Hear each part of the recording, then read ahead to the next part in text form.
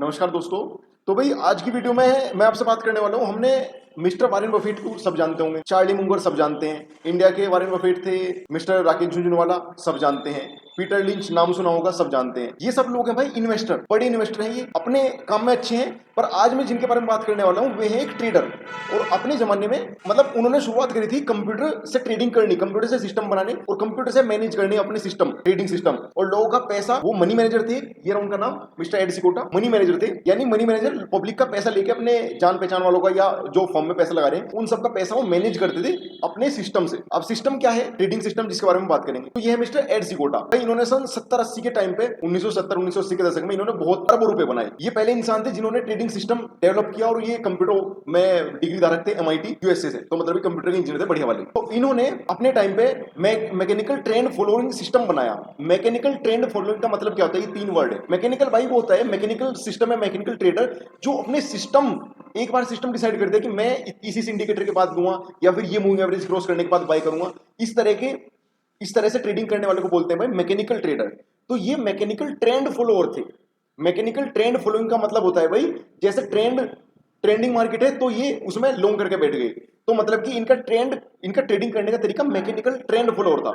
Mechanical इनका way of trading और trend following, ये ट्रेंड ट्रेडर थे। तो मैकेनिकल ट्रेंड फॉलोअर, इन्हें मतलब कि इस तरह से हम डिफाइन कर सकते हैं। तो सबसे पहला नियम था इनका कट योर लॉसेस शॉर्ट। इसका मतलब क्या है भाई? सिकोटा साहब क्या कहते हैं कि भाई अपनी कैपिटल सेव करना तुम्हारा सबसे पहला गोल होना चाहिए। जो भी तुम्हें लॉस दे रहा है, जो भी ट्रेड तुम्हें लॉस दे रहा है, सबसे पहले उसे काट दो। अगर तुमने ये सोच के ट्रेड लिया था कि ये तुझे प्रॉफिट देगा और उसने शुरू से ही लॉस देना शुरू कर दिया, तो सबसे पहले उसे काटना है। जो तुम्हारे प्रॉफिटेबल ट्रेड्स हैं उनमें प्रॉफिट बाद में बुक कर लेना। यहां हम करते उल्टा है कि जो प्रॉफिट दे रहा है सबसे पहले उसे काट देंगे और जो लॉस दे रहा है उसे सोचेंगे कि ये शायद टर्न अराउंड लेगा। नहीं, कभी भी यहां होप नहीं करना इस चीज की मार्केट टर्न अराउंड लेगा, यानी कि मैंने सोचा था कि बाय होगा पर ये गिर रहा है मार्केट तो ये शायद पलट जाएगा। नहीं, ये होप मत करो कि मार्केट टर्न अराउंड होगा। अपना लॉस एक्सेप्ट करो, लॉस एक्सेप्ट करना सीखो। लॉस हमेशा कम लो, छोटी पोजीशन बनाओ और जितनी जल्दी हो सके लॉस बुक कर लो। क्योंकि भाई अगर तुम लॉस अब बुक नहीं करोगे तो फिर और ज्यादा लॉस बुक करोगे। ये क्यों होगा? ये ऐसा क्यों होगा? क्योंकि तुमने जब कोई पोजीशन तुम्हें 500 का लॉस दे दी, तुमने सोचा मैं इसे और छोड़ बाद में कर लेंगे। अब वो है गलत, वो तुम्हारा ट्रेड डिसीजन ही गलत है। अब वो 500 का हो गया 1000। जब तुम 500 पे बुक नहीं कर पाए, उसे 1000 पे करने की हिम्मत होगी? नहीं। या अगर होगी भी तो ज्यादा पे ही बुक करोगे। भाई ये चीज ऑलरेडी टेस्टेड है मार्केट में कि अगर जो तुम्हारा ट्रेड गलत है वो आज भी गलत है, बाद में भी गलत रहेगा और ज्यादा लॉस देगा जाएगा। अगर एक आधे की बात हम भूल जाए या एक आधे को छोड़ दें कि जिसने टर्न अराउंड ले लिया, यानी पलट गई उसकी पोजीशन, वो प्रॉफिट लॉस करते करते प्रॉफिट में आ गया, तो उसे अगर छोड़ दें तो मेजोरिटी में भाई तुम्हारा लॉस ही होगा। तो सबसे पहला काम है, ये चीजें मैं पॉइंट दे रहा हूं तुम्हें, प्लान बनाओ, अपने लॉस का भी प्लान बनाओ कि जो जब तुम्हें लॉस होगा तो तुम कितने लॉस में बाहर निकल जाओगे। बैट्स स्मॉल लगाओ, स्मॉल बैट्स, छोटी पोजीशन लगाओ। सेव कैपिटल, सबसे पहला काम है मैं अपनी कैपिटल बचाना। यार अगर हमारे पास कैपिटल ही नहीं रही तो हम यहाँ करेंगे क्या? अगर तुम युद्ध के मैदान में गए, तुम साली अपनी बंदूक ही नहीं बचा सकते तो तुम क्या ही लड़ोगे? सबसे पहला काम है अपनी कैपिटल बचाना, वही तुम्हारा हथियार है यहाँ मार्केट में। तो अब इनका दूसरा नियम देखते हैं। तो रूल नंबर 2 है राइड योर विनर्स। अब सिकोटा साहब क्या कहते हैं ना कि भाई हमें 70-80% विन रेट वाला सिस्टम नहीं चाहिए मार्केट में पैसा बनाने के लिए। नहीं, तुम 30% वाले से सिस्टम से भी पैसा बना सकते हो।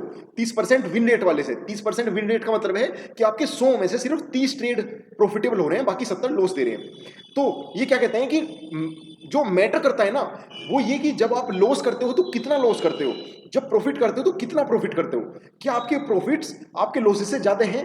अगर हैं तो आप पैसा बनाओगे, अगर नहीं तो आपका विन रेट चाहे 90% भी हो पर आप हार जाओगे पैसा।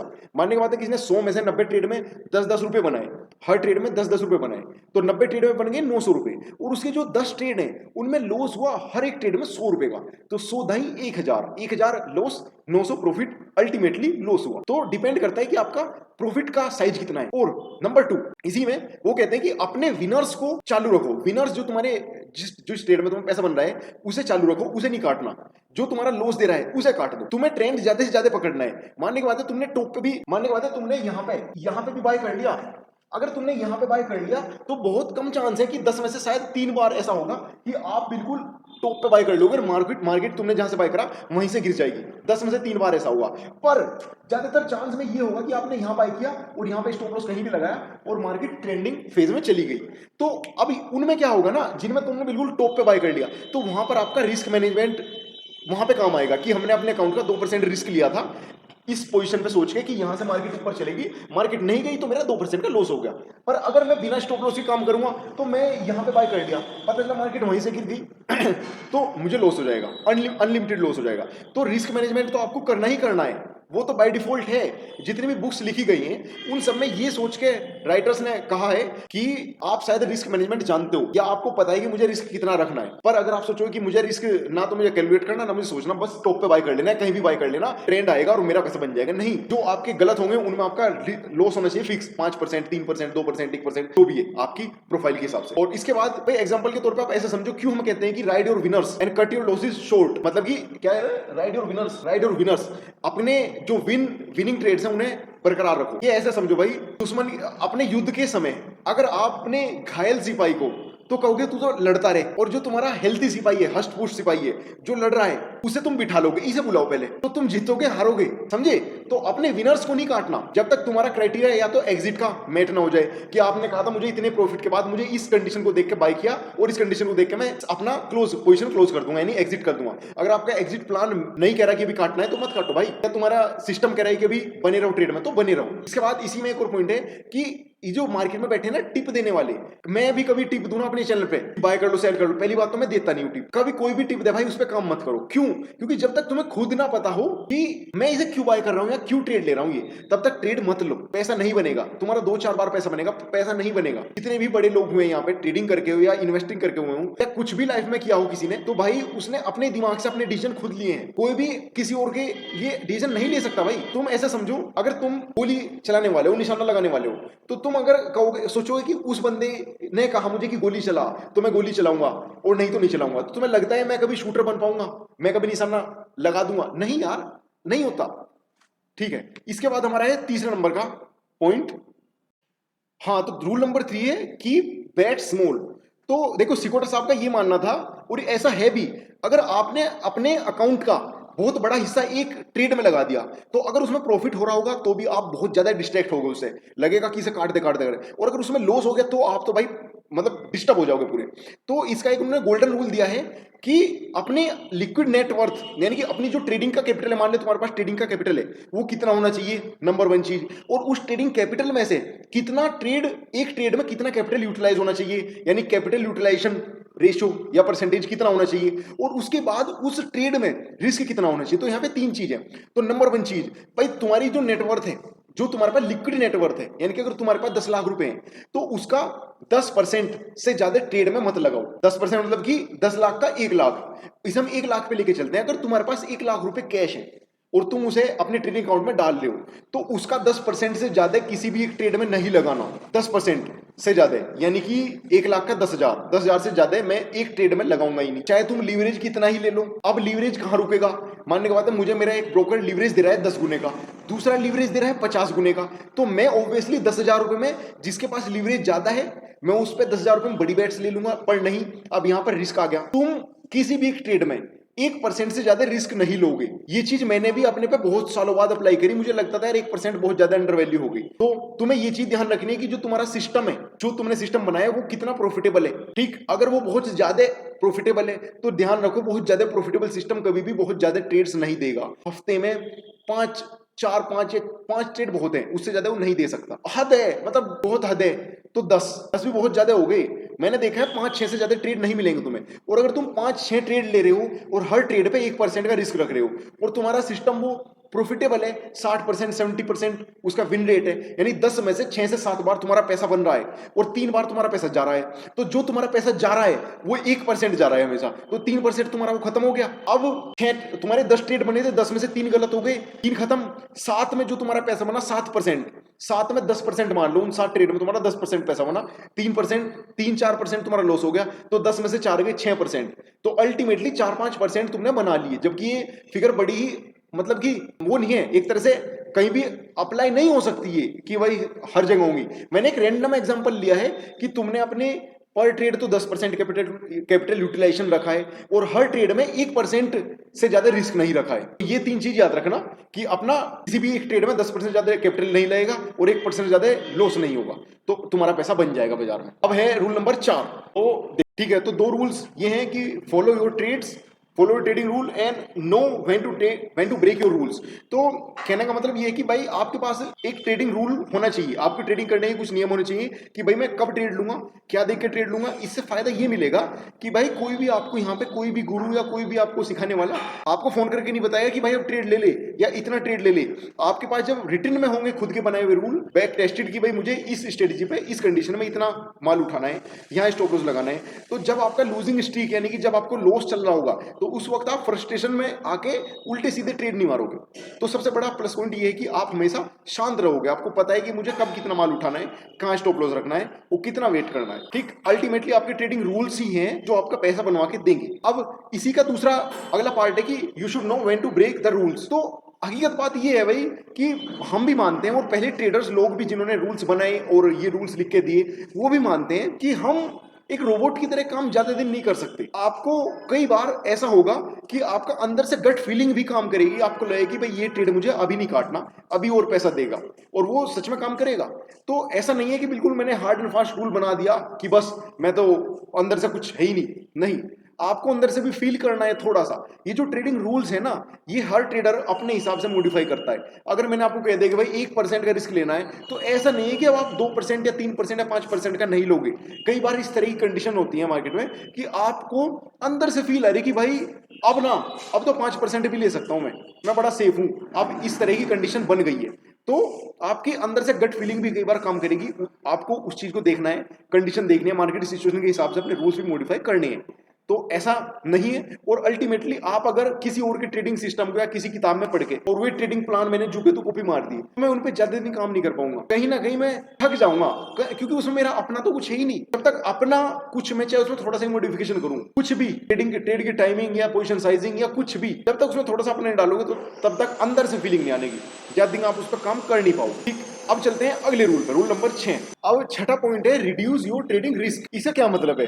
तो देखो भाई, आपको प्रॉफिटेबल ट्रेडिंग में 3 फैक्टर होते हैं प्रॉफिटेबल ट्रेडिंग करने के लिए। सबसे पहला, लॉन्ग टर्म मार्केट ट्रेंड क्या है। अगर आपका ट्रेड उसके साइड में ही है, यानी कि अगर long term market trend bullish है लॉन्ग टर्म, और आपका ट्रेड भी बुलिश है, यानी आप भी बाय करके चल रहे हो, तो आपका पैसा ज्यादा बनने के चांसेस ज्यादा है। अगर आपकी ट्रेड की एंट्री कहां पे है, मतलब कि ट्रेडिंग स्पॉट, मान ले ये पैटर्न बनना डबल बॉटम, तो इस डबल बॉटम में आप कहां घुसोगे, तो वो जो आपके इसमें ट्रेड लेने का स्पॉट है ना, वो डिसाइड करेगा कि आपकी प्रॉफिटेबिलिटी कितनी होगी, रिस्क रिवार्ड कितना होगा।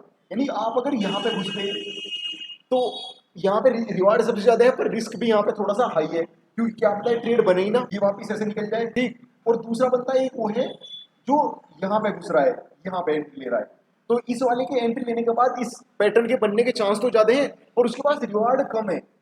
ये रिवार्ड है और ये रिस्क है, तो इसके पास रिस्क रिवार्ड रेशियो थोड़ा सा कम है, पर इसके जीतने के चांसेस ज्यादा है क्योंकि पैटर्न ऑलरेडी बन चुका है। तो इसी तरह, और तीसरा पॉइंट है आप किस पैटर्न को ट्रेड कर रहे हो, वो मार्केट में पैटर्न बन रहा है या नहीं, आप उसे समझ पा रहे हो, आपकी इंटरप्रिटेशन अच्छी है कि नहीं। तो 3 पॉइंट मैंने बताए, एक तो लॉन्ग टर्म ट्रेंड किस साइड है, आपकी तरफ है कि नहीं, दूसरा मार्केट में पैटर्न कौन सा बन रहा है, और तीसरा उस पैटर्न में आप स्पोर्ट किस स्पोर्ट पे एंटर कर रहे हो मार्केट। तो ये है आपका रिड्यूस और ट्रेडिंग रिस्क के अंतर्गत मैंने जो बताया। तो इसमें क्या है ना भाई, हमारा रिस्क कहां से कैलकुलेट होता है, हम इसमें घुसे कहां पे। एक चीज, दरअसल इस वक्त आप अपना ट्रेड लोगे और उस वक्त आपने रिस्क डिसाइड नहीं किया, यानी हमने तो ट्रेड ले लिया बस डायरेक्ट ना, हमने रिस्क डिसाइड किया, स्टॉप लॉस डिसाइड किया कि वो सब कर लेंगे, उसी वक्त आपके दिमाग में टेंशन शुरू हो जाएगी। वो टेंशन जब तक रहेगी जब तक कि ट्रेड रहेगा। इस चीज से मुक्ति के लिए क्या समाधान है? इस समाधान यही है कि ट्रेड लेने से पहले उसकी पोजीशन साइज कैलकुलेट कर लो, रिस्क कैलकुलेट कर लो कि मेरा रिस्क इसमें अब मेरे पोर्टफोलियो का 2% है। जैसे ही तुमने 2% रिस्क एक्सेप्ट कर लिया, अगर तुमने एक्सेप्ट कर लिया कि हाँ मैं 2% रिस्क लेने के लिए तैयार हूं, तो उसी वक्त तुम्हारे दिमाग से टेंशन खत्म हो जाएगी कि इस ट्रेड की चिंता करने की। ठीक, तो जैसे ही हमने एक अपना रिस्क डिसाइड कर लिया, रिस्क एक्सेप्ट कर लिया, टेंशन खत्म। ठीक, ये है एक psychological factor, how to handle your trades, उस चीज में आप इसे समझ सकते हो। ठीक है, अब 7वां point, now point number 7, have a winning mindset. दोस्तों, जितने भी लूजर ट्रेडर हैं, लॉस मेकिंग ट्रेडर हैं, उन सब में बस कुछ साइकोलॉजिकल चेंजेस अगर कर दिए जाएं, या वो कुछ चेंजेस अपने आप में कर लें, तो वो एक विनर बन सकते हैं, विनिंग ट्रेडर बन सकते हैं यहाँ। क्योंकि ऐसा जनरली देखा गया है कि जो विनर्स हैं वो चीजों को एडेप्ट करते हैं, एक्सेप्ट करते हैं, अपनी लॉस को भी एक्सेप्ट करते हैं, अपने आप को गलत होते देखना भी एक्सेप्ट करते हैं। पर अगर आप बहुत रिजिड हो गए, आप अपने बिलीव्स पर बहुत ज्यादा स्ट्रिक्ट हो कि नहीं ऐसा ही होगा, या मुझे तो पता, उस तरह का माइंडसेट यहाँ नहीं चलेगा। आपको अपने एटीट्यूड को चेंज करने की जरूरत है। आप अपने अंदर चेंज लाओ। आपको पता है कि भाई आपने बिना स्ट्रेटजी के ट्रेड लिया, आपने बिना मनी मैनेजमेंट के ट्रेड लिया, आपने बिना रिस्क कैलकुलेट किए ट्रेड लिया, आपने लॉस करने के बाद भी ट्रेड जर्नल नहीं बनाया।